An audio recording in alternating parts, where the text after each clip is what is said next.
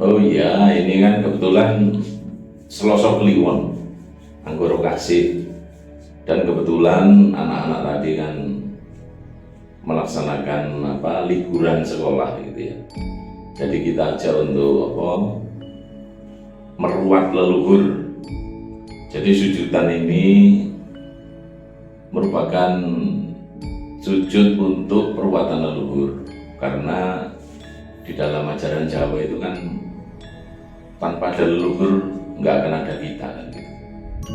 Nah, kita ini sebagai bagian daripada keturunan leluhur, maka kita mempunyai kewajiban untuk nyuwargane gitu. Ya, nyuwargane tentunya dengan cara kita memohon kepada Sang Pencipta, pada Tuhan Yang Maha Esa, bahwa kita mempunyai kewajiban untuk meruat leluhur. Ya, rangkaian acara kalau di dalam ajaran Sabda Dharma ya sujudan, satu hari itu 2 kali sujudan. Sujudan yang pertama adalah kita mendamaikan diri kita dulu, lalu sujud yang kedua kita memohon agar leluhur kita kalau mempunyai kesalahan ya mohon diampuni.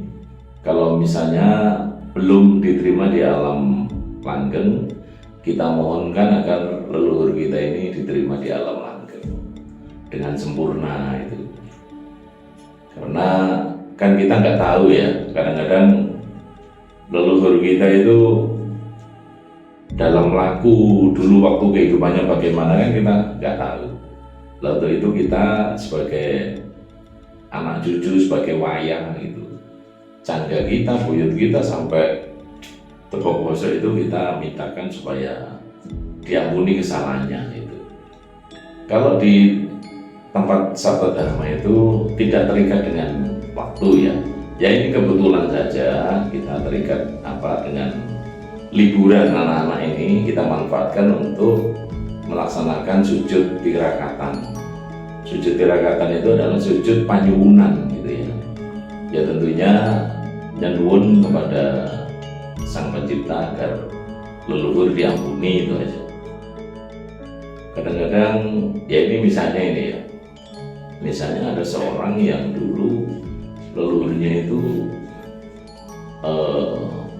menggunakan pesugihan misalnya ya, lalu otomatis arwah leluhur itu belum sempurna karena dia terikat dengan eksternal ya, dengan, kalau saya ngarani ya terikat dengan jin lah begitu ya, dengan roh-roh halus lah begitu, karena dia saat hidupnya menggunakan kekuatan itu gitu.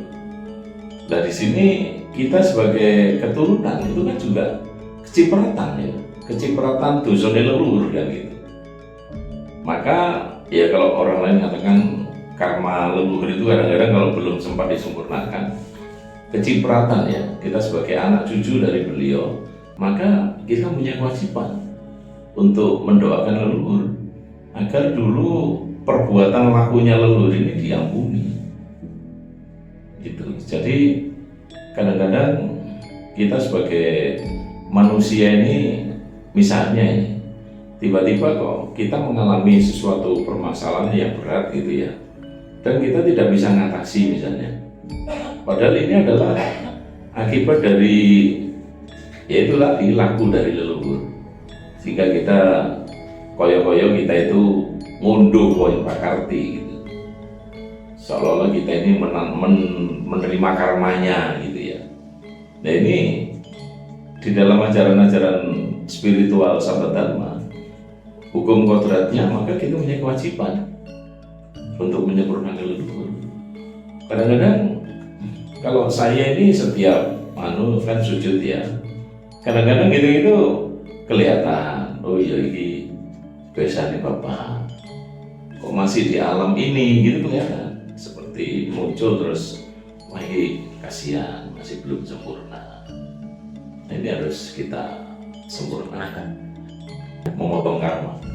Karena kalau ini tidak dipotong, maka karma itu kan berjalan terus itu. Karma itu seperti kalung mutiara yang berputar-putar gitu. Kalau ini sudah dipotong itu baru tinggal nanti kita tinggal melaksanakan karma-karma yang baik. Jadi kadang-kadang perbuatan karma negatif atau karma jelek itu manusia tidak tahu bahwa ini dampaknya juga nanti akan dipikul oleh anak cucu. Makanya dalam lagu spiritual Satu Dharma atau lagu Jawa ini sebenarnya yang dinamakan munduh pun pakarti itu di samping untuk kita juga untuk anak cucu kita gitu.